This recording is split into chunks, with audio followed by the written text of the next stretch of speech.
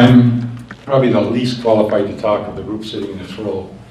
I could say ditto to a lot of things that have been said here, but one thing that hasn't been covered, we're a provider. Adult family homes for traumatic brain injured individuals.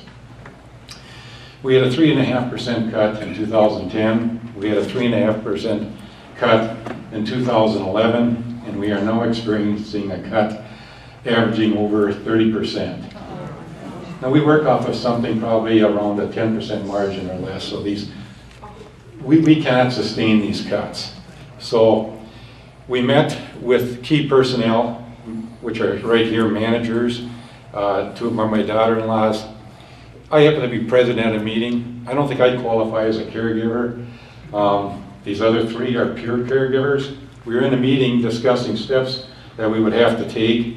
An initial step is that we were going to have to close one of our houses, and they were trying to make decisions on which clients and how to do it.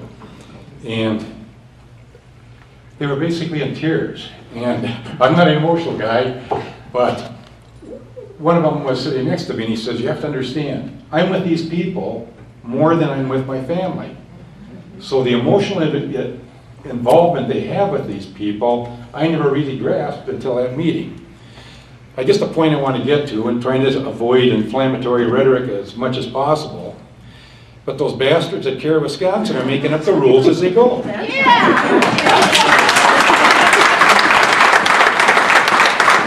And here's the one point I want to make. Okay, so they looked at it and they made some decisions with their heart and with their minds and trying to make the best decisions they could to close one facility.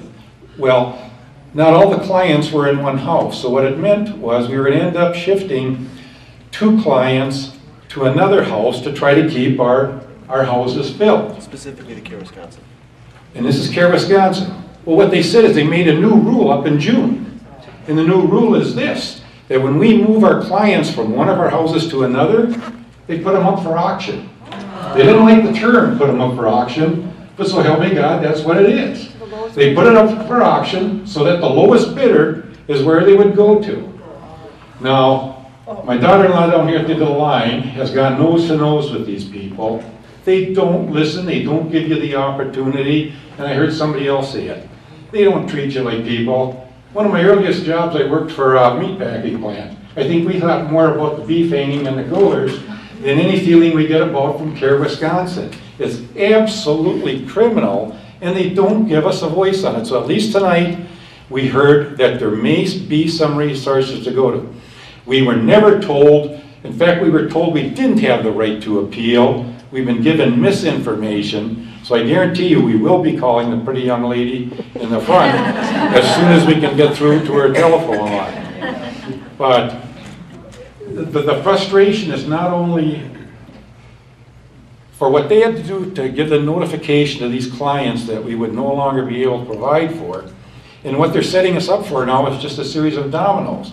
Because if they put some of these people, 2 people that were out to bid at auction, we lose those people. We can't keep a house open with 2 people. We're going to have to close that one.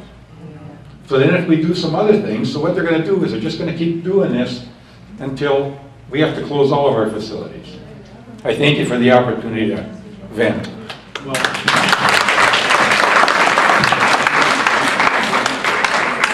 thank you very much for those comments. You can hear the passion in this gentleman's voice, and I think that's exactly what we wanted to accomplish by doing the video recording, because we intend to make people aware of what's really going on in the field. You can't be in Madison and put your head in the sand anymore. You know, we're bringing the stories back, and we hope that they'll have an impact.